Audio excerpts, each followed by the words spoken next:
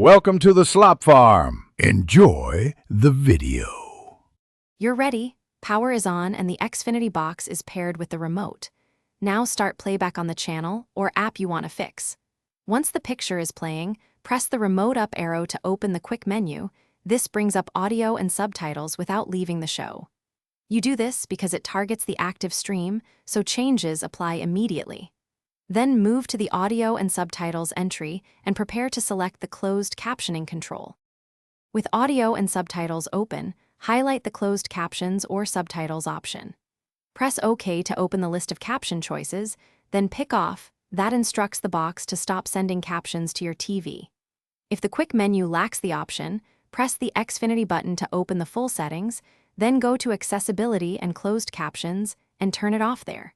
Make sure you confirm or exit the menu so the system saves the change. This is why you toggle within the active profile. Once off is selected, resume watching and watch for 10 to 15 seconds to confirm captions disappear.